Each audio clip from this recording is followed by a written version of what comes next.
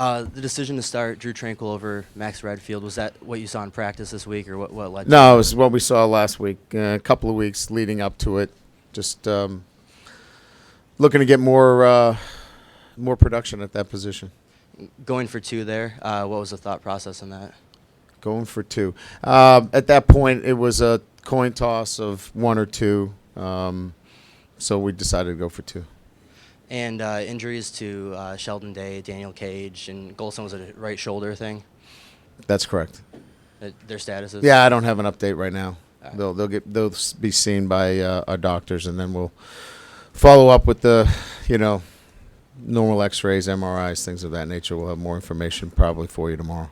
Did you feel at all this week that there was a residual effect from the Arizona State No, loss? Or? absolutely not. No. Arizona State had nothing to do with the way these guys played today. Thanks. Yep. Brian, hey there. Just your emotions right now. Well, I mean, so many things happen in that game that it's hard to put them all in perspective as I'm standing here right now. I think the thing that stands out is, we have the game pretty much in our hands, and we turn the ball over. Seems to be probably the thing that sticks out the most, as well as our inability to kick the football and take care of the football. It's those are the things that stand out. We've had too many opportunities to score points that, fumbling it on the goal line, fumbling it on the 7-yard line, turn it over when you're trying to close out the game. There weren't errors. There were critical errors. So that's what I'm feeling. Brian, you said it was a coin toss to go up one or two. You're up 11. What does conventional wisdom say at that point, and what persuaded you to actually do what you did? Our chart tells us in that situation to go for one, but we were up, I think, 11 at the time, and we felt like, given the circumstances, our kicking game situation, that we were going to try to extend it with a 2-point play.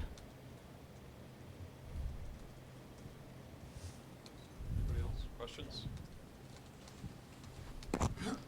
You mentioned the kicking game, trouble with the first field goal attempt or the PAT attempt, and then it almost looked like Hunter Smith was taking a few practice reps. Who? Hunter? Was there a chance he was getting back I in didn't. there? I didn't. He was probably just trying to stay loose. No, I didn't. After that PAT, were you looking to avoid kicking the ball almost? I wouldn't say I was looking to avoid, but I didn't like the way the mental approach, of our kicker was, and obviously we were going to be in a close game. We were trying to get him to, get his confidence back, and so it was a rough day for the kicking game. You mentioned Kyle's mental approach. He's been doing this a long time for you pretty well. What did you see from him today that you haven't before? Well, I think it's, he's got a new battery in there, and, he's probably thinking a little too much. We're trying to get him not to think about the hold, and he starts thinking about the hold, and then you get into rushing your mechanics, and unfortunately it hurt us today. Did those questions change your approach in overtime? No, I think it was behind him at that point. I think he just missed it. Yeah. Thanks. Yeah.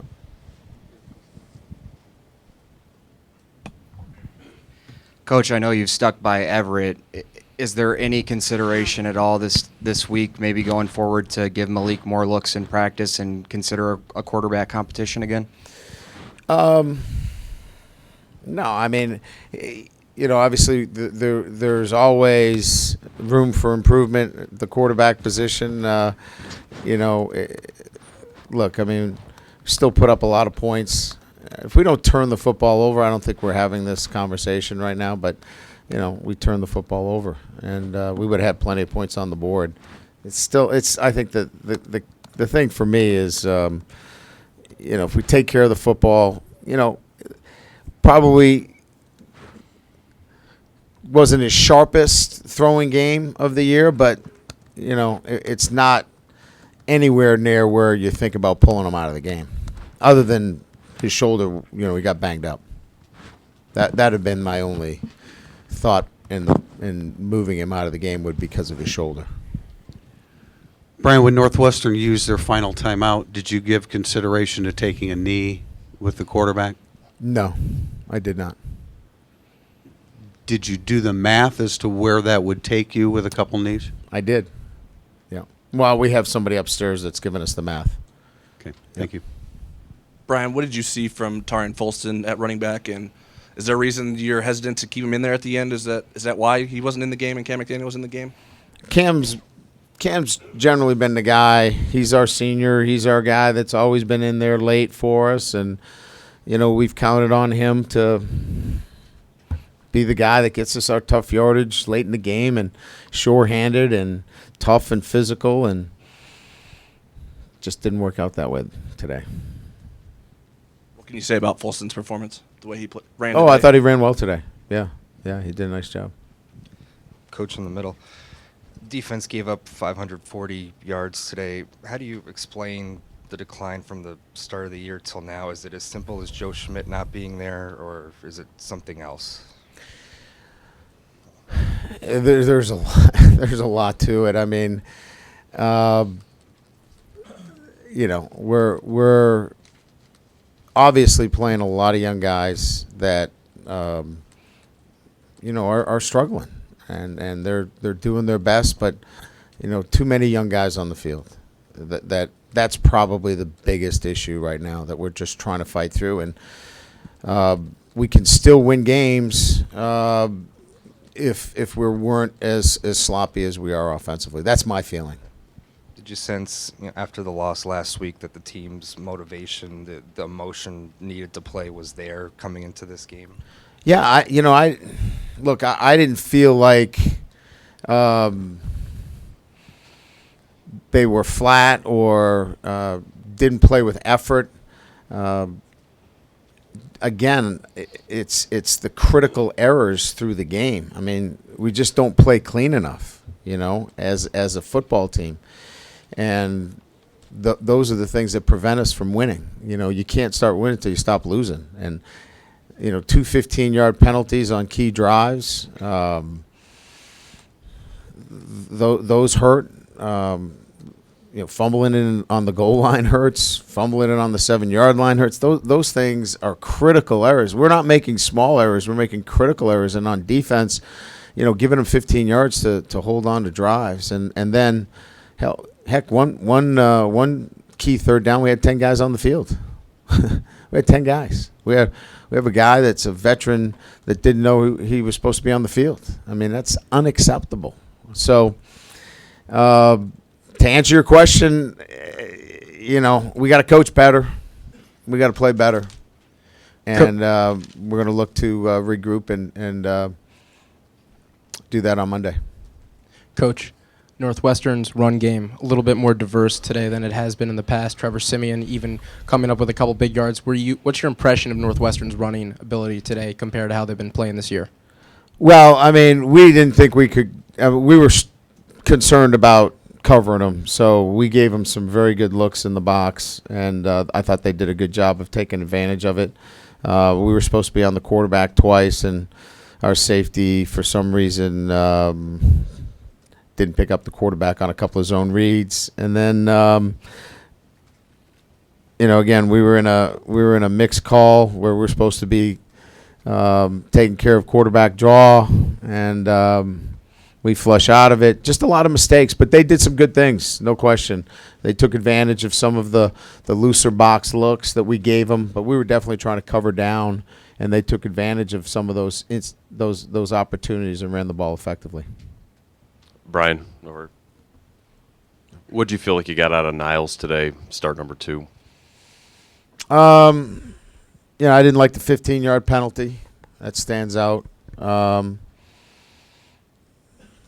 played a little bit better today than he did in the first week, but I'll have to watch the film.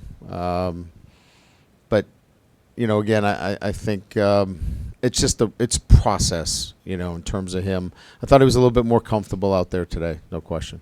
Some of the mistakes that you're seeing, the critical mistakes, is this stuff that you're seeing on Tuesdays and Wednesdays, or is this just popping up on Saturdays?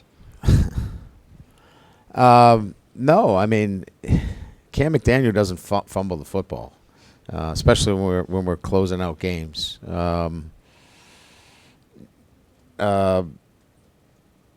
Everett on his own read play. We thought we were in a good position with him with zone read, that we could run it with him this week. As you saw, he got some good looks on it, so we went back to it. We put the ball on the ground. So some of it is we felt comfortable that we could run zone read, and you know what? We put the ball on the ground. So, I think I have to think about whether that's poor coaching, right? And I'm putting somebody in a position where he can't do it. But when you have a guy like that can run, how can you not run zone read with him? So I really have to do more thinking about those kinds of situations. Just Will Fuller, you were publicly kind of on him on Tuesday a couple weeks ago. He's had back-to-back pretty outstanding games. What have you seen from him over the last 14 days or last 10 days? Well, I think I wanted him to be the guy that makes the big play, and he obviously made a huge catch in the end zone when we were kind of mucking it around there. We needed somebody to step up and make a big play, and he went up in traffic and made a huge play for us. So I wanted him to practice better, which he did, and take his craft to the next level, and I think he's done that. Brian, to your left. You said you did not consider taking a knee. When you do the math, it looks like you would have been punting with like 20 seconds left at worst. What went into your decision to just to run the ball instead of taking a knee there and playing it conservatively?